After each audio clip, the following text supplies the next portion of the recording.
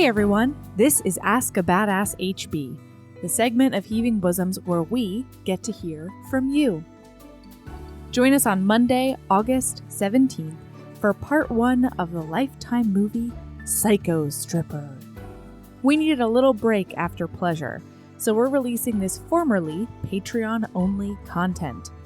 Come for Brown Hair the Groom, but stay for all the body roll, body roll, body rolls. And hashtag murder fart. Don't know what that is? Well, I guess you'll find out on Monday.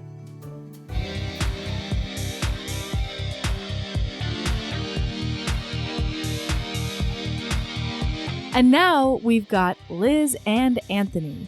They are true relationship goals. They're smart, funny, kind, caring, and the original HB couple. Anthony even announced their engagement in the cult before they could tell a lot of their extended personal network. They are about to bestow their bountiful and radiant presence upon us all.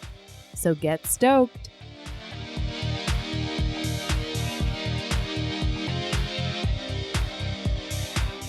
Hello, Anthony and Liz. Hi. Hello. Hi. HBs out there. It has been a minute since we have recorded a new episode of Ask a Badass here. But we're here with two long-standing HBs, Anthony and Liz. Anthony, I think you were an HB before Liz. Yes, absolutely. True? I was, but just briefly, so that I could vet and make sure I don't get bad podcast recommendations. Yeah, I mean, it was a tough crowd right at the beginning, so I can imagine. Just kidding. It was like 25 of us and it was just like a big house party. Yeah, exactly. Yeah. He's always like the more committed HB, I feel like. I'm always like a bit lackluster on the social media, and I tend to have a backlog of podcast episodes to catch up on, and he's usually right on the most recent ones. And when I switched jobs, I went from a 45-minute commute to a 7-minute commute. And so you just don't, it would take me an entire week to finish a whole podcast episode. And now I have 0 commute. So you can imagine, I don't get a lot of listening done. I listened at the grocery store. I had to run into the grocery store. And so I put my headphones in because it also helps with the grocery store anxiety that it is these days. Because it's a wild world out there. But anyway, you guys have been HBs for a very long time. Yes. Yeah, I think when I started listening to the podcast, there were 20-ish, between 20 and 25 episodes, I think. Yeah, and that sounds right. We were in right on the ground floor when the cult started up.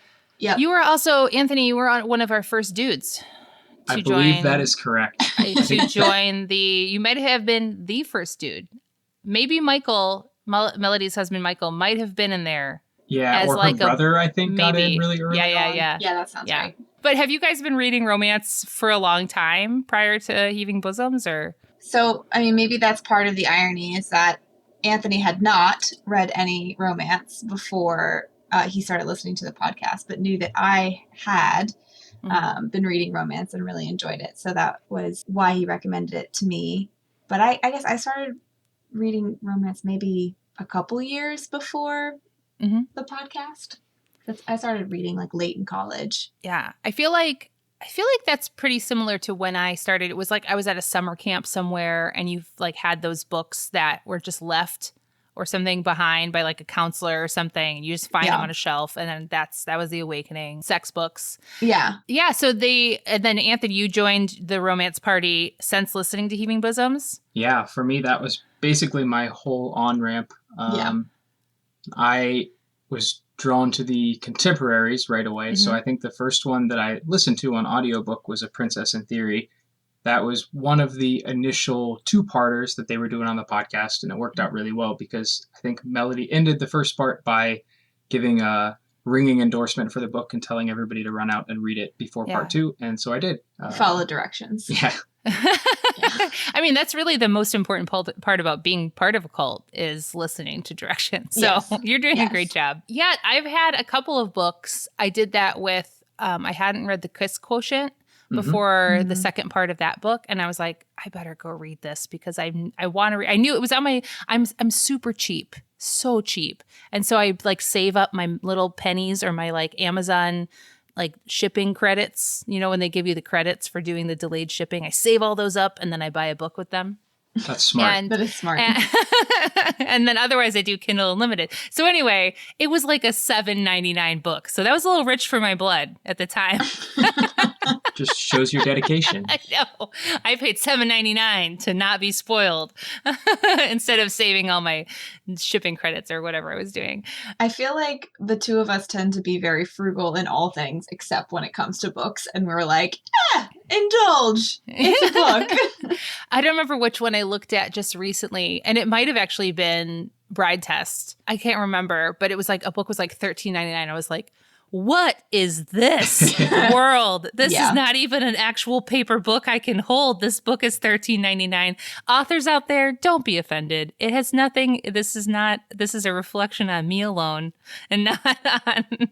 I know that books are expensive and cost money to make and promote and everything. I get it. I'm just cheap. Yeah, I'm very thankful for the cult members who regularly post when there are specials or deals going on. Because I always rush out to pick them all up. And then what we try to do is, especially if there are any that we really like, or if the author really clicks with us, then we oftentimes end up also buying a paperback version. So, but we use the deals as our trial run. Absolutely. And I have not read an actual paper book in forever because I just don't know. Like I got back into reading when I was on maternity leave when I had my phone, and then you always had your phone and you have a baby on you and you don't want to move. And so you just have your phone and then you just read on your phone. And then that's all I've ever done. So I can't get back into paper books, but there is something so nice about holding an actual book, isn't there? It's just comforting. I only buy my kids actual paper books for their reading. I don't know. Yeah. I'm a complicated human being. But Liz, you have to spend a lot of your life reading. Is that accurate? Is that a true statement? That is, I mean, yeah, it's a pretty true statement. It's in fits and bursts though, but all of that is digital. So I am a scientist, and so the reading that I do is it's from scientific journals mostly, but then all of that's online. So for those of you that maybe weren't paying attention back in the cult, I don't know, was that a month ago? Was it 2 months ago? It was March. So. Oh, God. Yes. Time has no meaning. Oh, my goodness. So back in March, Liz did her thesis defense, dissertation defense. I'm going to use all the words. Yeah, throw them all in there. Sure. See what sticks. Presentation. And it was supposed to be in front of a big crowd, right? Yeah. And it got COVIDed. And it got the COVIDs. And so we all watched it. And it was great. I didn't know half of what you were talking about. Yeah, it was, I will say it did, it was one of many things that have gotten canceled because of COVID. But in some ways it was nice because it's traditionally something that's done on the university's campus, and then oftentimes family will come in for it, and maybe like friends who are around will show up for it because it's public. And we'll all sit and smile and nod, right? Yes. But you have to be in the location where it is to be able to attend. Yeah. And so since, travel was a huge issue because of COVID, but also it wasn't permitted to be on campus. I did it all virtually, but it meant that I could then invite people to come and watch it who would never have been able to be where it was at for for half of thing. The geriatric friendship cult. Yeah. So a lot of HBs were there, and then friends like far flung from college who are all over the place, and family. Even people who probably did know what you were talking about and were interested, but weren't local to where you were at. I don't know how far I'd go with that one as far as like interested and knowing what I was talking about, but wanting to be there to be supportive for sure. Okay, yes. We'll just leave it at supportive. Yeah. But that is one of the things that I love about the cult in general, because people are just like DTF to support whoever. And that's just super, I love it. So anyways, I was happy to be there. I don't remember what I was supposed to be doing that day, but I definitely was watching you defend your thesis. So that was cool. It was very cool to see all the people who logged on for it. Of course, I was trying not to pay attention to it because I was trying to focus on what I was doing. Yeah. So Anthony was then scrolling through all the people who had logged into the Zoom call. So. Yeah, that was cool. And then Anthony, were you just like sitting at the table, like right near her? I Just was. being like silently cheering, holding up signs. Were you pulling a Love Actually with signs of like? I was not. I was trying to avoid any possible action that could be construed as distracting. Oh my gosh, this would be I would be the least successful at this. I would just be constantly staring at the person talking like, you good? You doing good? Can I help in any way? By the way, I just want everyone to know that is the second time on my podcast segment that I've referenced holding up signs like in Love Actually. So I don't know what it is about that part of the movie that stuck out to me, but that's a reference I'm going to continue to use. It's versatile. Yeah, I don't know. I would be really terrible. I'm also bad at like not making sounds in general. So I think I would just be the most distracting. What did you do with your cat? Did you have a cat yet? We did not yet. Oh, okay. Yeah. Good. Pre-cat. Thank goodness. Oh my God. I didn't even think about how complicated that would have been. Can you imagine? Because she interrupts you everything finally, now. yeah. You probably were finally like, oh, we can get a cat now because I'm done with my thesis. Yeah. How is she doing? They have a cat. So you guys, Anthony and Liz adopted a like a quarantine cat. You have a quarantine pet. It was a quarantine/furlough kitten. Yes. So no, she's good. She is very spoiled because we're just home all the time. Yeah, we're also in the process of packing up our apartment for a move in the fall, and so she is loving that she now has homemade Boxes. towers of boxes all over the place to climb on and play in. I have not a very old cat. He's probably 13, but he is a 25-pound cat. So your That's cat a large is cat. probably 7 pounds, I'm going to say. About 8. About 8 Yeah. pounds, yeah. I was eyeballing. I saw this cat on video chat She's the other little. night. Yeah, so my cat is 3 to 3.5 times or however many maths that is your cat.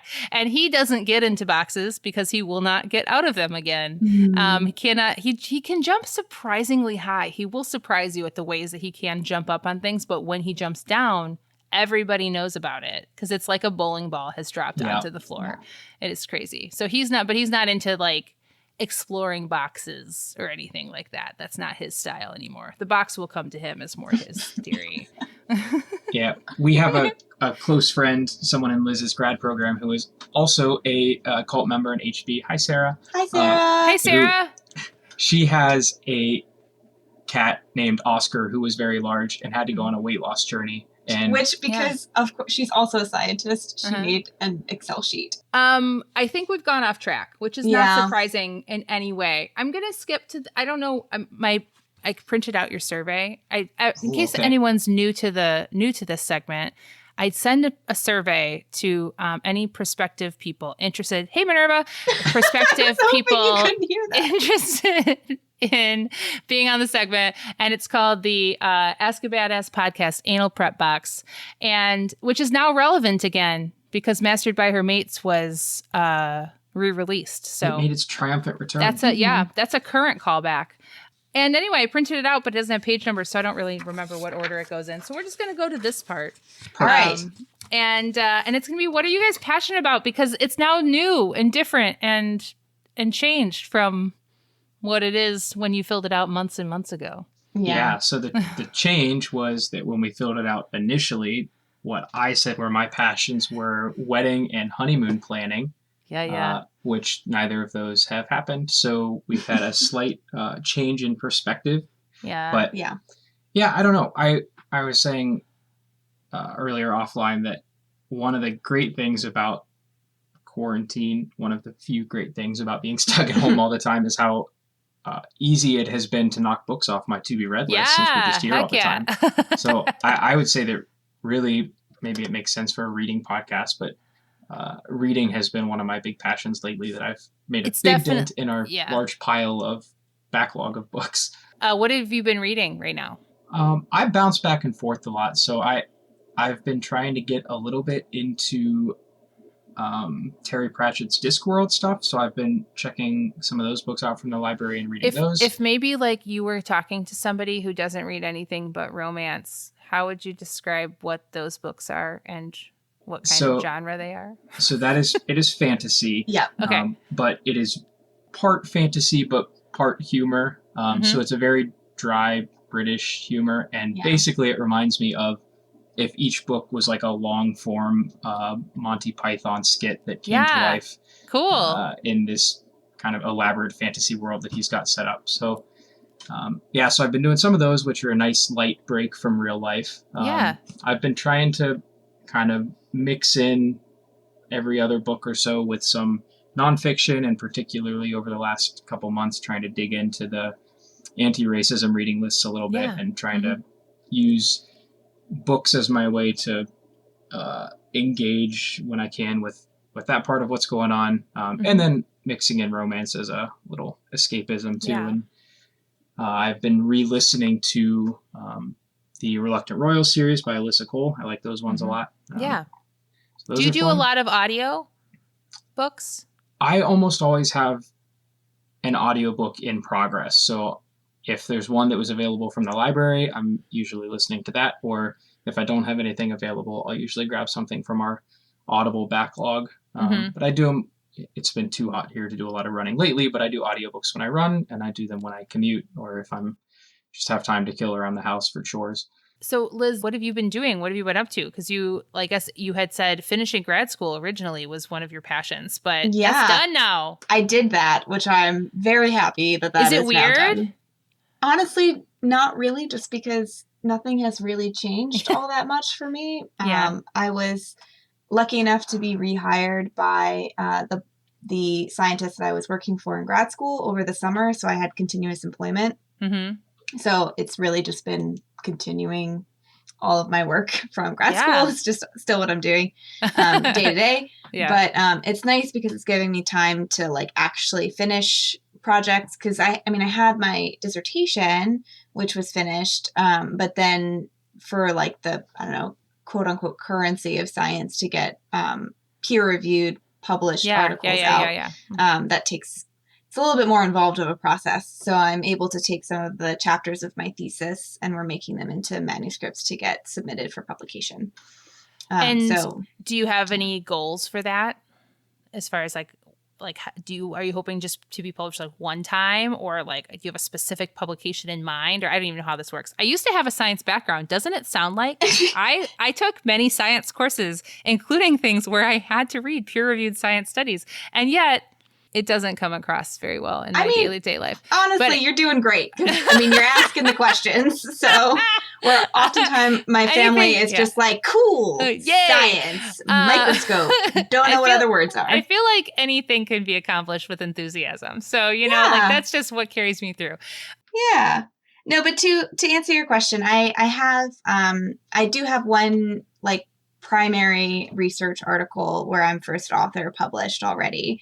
So that was kind of like the major goal, but then I have two more that I'd really like to get finished and out there by the end of the summer. So that's kind of my goals there. Yes. But it's been nice, just really like the stress relief of not having to like be constantly thinking about needing to defend, I feel like has opened up a lot more mental energy. And so with that, we very eagerly took on the challenge of starting a book club for a bunch of our friends. So we're doing it like completely virtually since quarantine. And it allows us to have people join from all over the place, which is nice. And that has been really cool.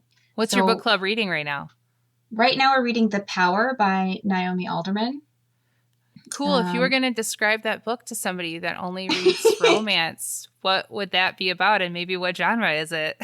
So I think it would be best classified as like speculative fiction, probably. Okay.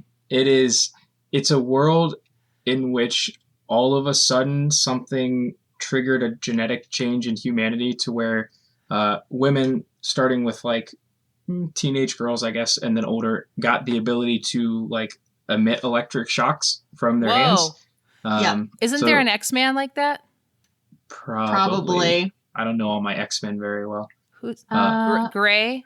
Who's that? Jean Grey? Jean Grey. Jean Grey. No, she's telekinetic. And then there's Rogue, but she freezes people or something. And I don't then know. Storm does a lot of... Storm does some If you're a electricity. listener out there that knows that's sitting there just yelling. I'm sorry. We're sorry. I've seen the movies. I don't know. I haven't. I don't know why I brought up a reference that I don't really know. Okay. Yeah. Keep going. It's so basically this power emerges, and it can be anything from like a light tingle or a warning to basically it can kill. It can be a deadly power. So the story is tracking sort of how that change kind of flipped the world on its head and changed the entire power dynamics in the world, because women are no longer sort of physically in danger from being around, men who might be bigger than them or, might be armed or whatever, because they sort of have this inherent deadly weapon all the time. Sure. And so it's an interesting approach because it's written as like a far future author writing kind of a historical, based on true events, history of how the world changed when this happened. So it's good. We're about halfway through it so far.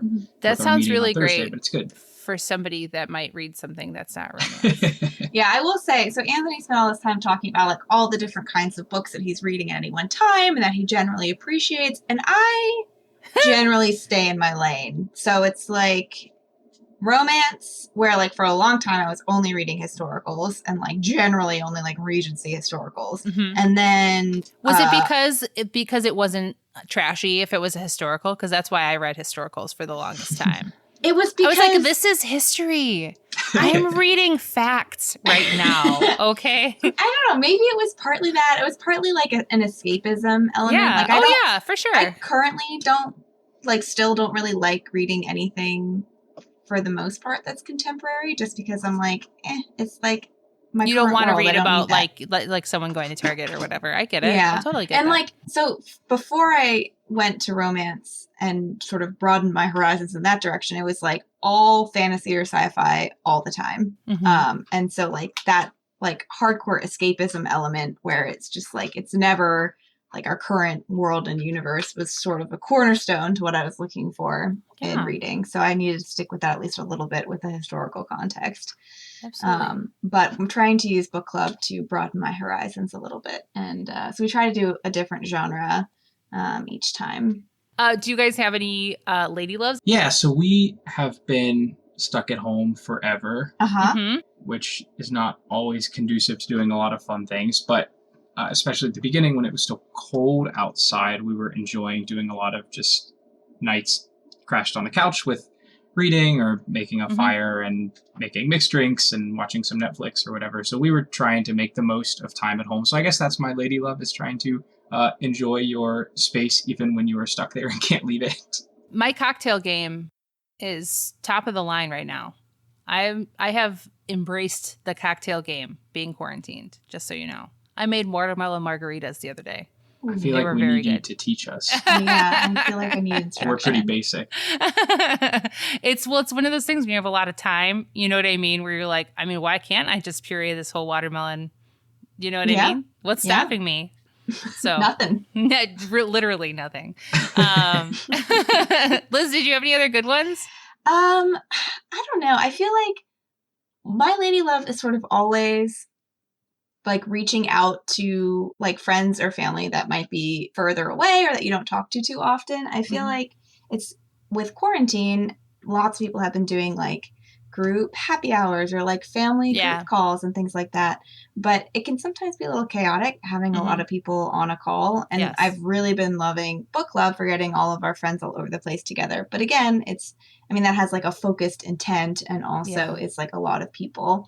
That even just like a regular old-fashioned phone call is something that is really nice. I have a long-standing, I guess, pattern with one of my really close girlfriends from growing up where if we were driving somewhere or we try to do it semi-regularly, we'll just call and we usually end up being on the phone for like an hour. And it's just really nice. Are you guys ready for a lightning round?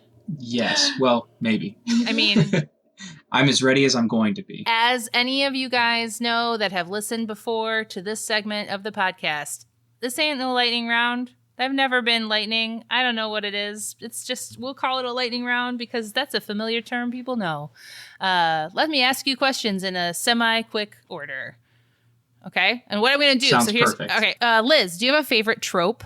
Romance trope? So I have to say I do, but I don't really come across it that often. So I don't really, it's not like I stick with it, but I love an amnesia story. Have you read Cowboy to Remember? No. Again, I'm staying in my lane generally with right. the historicals. Yes, that's true. Not American Times. Not American Times. Cowboy to Remember. It's a contemporary. Ooh. It's written by Rebecca Weatherspoon. Okay. It's sorry. It's not a lightning round, everybody. It's an amnesia story. I don't think this is spoilers. I will. It is contemporary. It's basically dudes that live near Los Angeles that own a ranch. So they're like modern day cowboys. And the woman gets amnesia, and she goes back home by this ranch to recover, and has to re-meet all of these hot cowboy dudes from her childhood. It's not multiple dudes that she's involved with. It's one dude, but anyway, it's an amnesia story, and it's pretty good. Sounds good. I will look into it. I would recommend it. Anyway, sorry. Anthony, I know that you read a lot of, well, I think I already know the answer to this. You read a lot of different types of books. Do you have a go-to author for romance? But you could also tell me your go-to author non-romance. My go-to author for romance is probably Christina Lauren, particularly their rom-coms. My go-to author outside of romance, I don't know. My favorite author is probably, his name's Alan First, and he writes spy novels from like World War II era. But his are big books, and they're kind of complex and hard to get through. So they're not great for escapism, but sure, those are probably my two you go-tos. Have to use your brain a lot for those. I'm not into that. Sounds great for someone else, though. Liz, do you have a favorite carb? Bread. Of all kinds, just bread. I love bread. Bread. Yes. Okay. I'm gonna ask a second part. Okay. Do you have a favorite kind of bread? Oh. Favorite kind of bread. If I tell you mine, will it help? Yeah. Mine is focaccia. I like French bread. Like a baguette, like long skinny. Long skinny, yeah. Absolutely, like great. A good crust on it. Anthony, do you have a favorite carb? My favorite carb is donuts. Oh, what kind? My favorite are the like Boston cream, like the custard filled. Gross. With chocolate icing. Gross. Can I take what a moment waste to tell a story right now, though? Yeah, absolutely. Okay. So, I don't want to think about Boston cream donuts anymore. Just kidding, no. Anthony. All donuts are valid. That would not be my choice. What would your choice be? Oh God. Okay. An old fashioned sour cream donut. Part A. If I'm thinking non-filled. Okay. Non-filled. If I'm thinking filled, it has to be a jelly donut, preferably raspberry jelly. I'm not going to turn down either of those. I'm pretty much all donuts are good donuts. So I've had many. Sorry, Liz, you have a story. I haven't forgotten. No, you keep going. I'll jump in. About. So have you ever gone to like Dunkin' Donuts or whatever and got what you thought was a chocolate Long John, and then surprise, it has Bavarian cream filling or whatever the fuck, and it's a surprise, and all of a sudden you just have like this cream filling, and this is not a sex joke, but you just have it all over you. and I have many memories of my sister and I trying to like scoop the cream filling out to like remake the chocolate Long John because we were so disappointed and surprised and disgusted. And anyway, surprise Boston surprise cream filling is just never a good thing. Yeah, I didn't realize I was triggering some deep repressed trauma with my answer. I have a lot of donut opinions, okay? Okay, Liz, what's your story? Well, so my story was just that Anthony and I have been together, like we've been dating since 2012. And I only found out last year that he had this like long-standing love affair with donuts. And we were hanging out with friends, and we were kind of doing a similar thing of like, what is your favorite, foods? And like, no hesitation, Anthony goes, donuts. And I just stared at him. I was like, what do you mean donuts? Like, I didn't know you love, like, I feel like I should know this about you. It's been 7 years.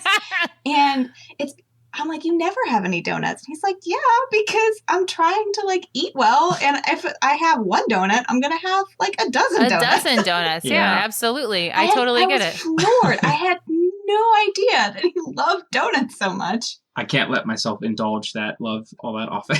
But Anthony, if you were going to bing boom bong something, what would it be? I was looking through my list, but then I could only read ones that I already done, so I got confused. I guess probably the one I would be passionate about would just be anything soccer related. I would love to talk about it forever, and that would be my bing boom bong, is let's answer questions and talk about soccer. Did you play soccer, or you just like soccer? I just like it. I've not played it growing up. Got Great. super into it. I have never played college. rugby, but I know a weird amount of facts about rugby. Yeah? Yes, I watch rugby almost daily. That's awesome. Give us some factoids. Now I want information. Did you know that there's a player, literally the position name is the first 5/8? Yeah. He's the first 5/8. That's the position he plays. That sounds like something that you would be in Quidditch. Yeah.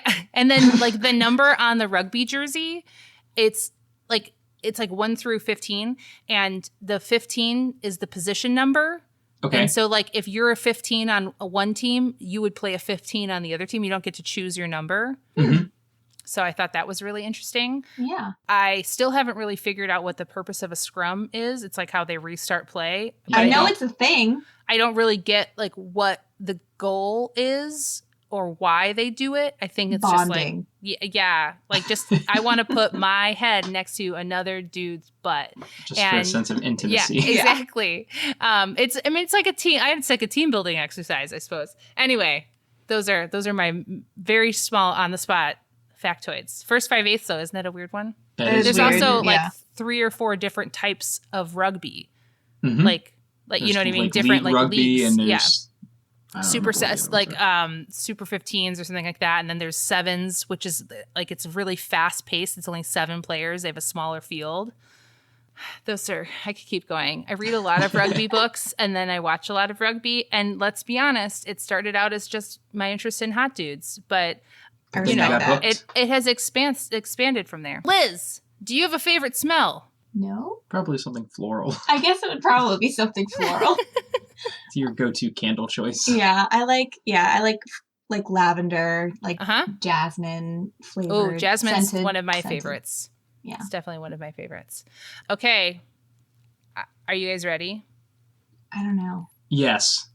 If you guys could dispense one condiment from your belly button, what would it be? You can choose separate ones. It doesn't have to be the same one. That's good. That's good. I don't have a joint belly button. I don't think we would choose the same one either. Filling.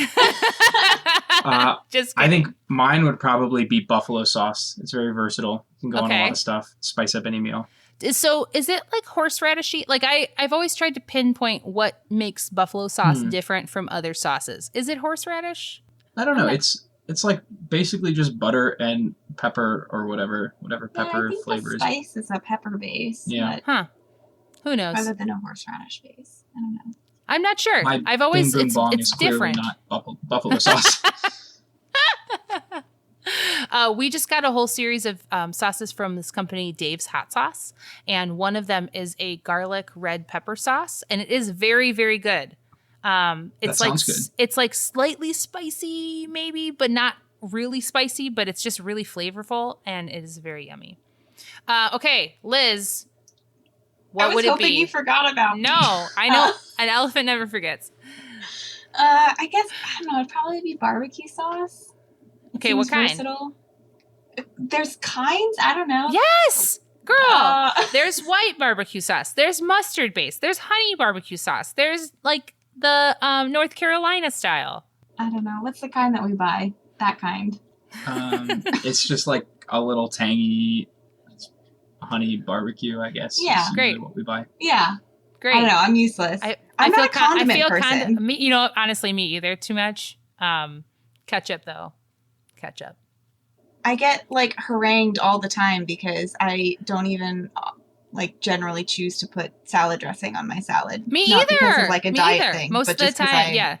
You guys, this was so great. Thank you for doing this with me. You're welcome. I was very excited when we got the message from you about doing it. Yay! I'm so happy it worked out, and I'm happy that that we were able to make this happen. So thank you, guys. Any parting notes, any words of wisdom, any things you need to get off your chest before we sign off? I don't think so. All right.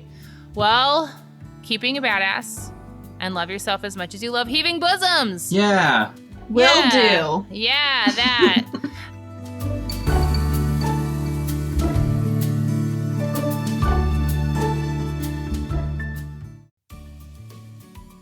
Hey, you.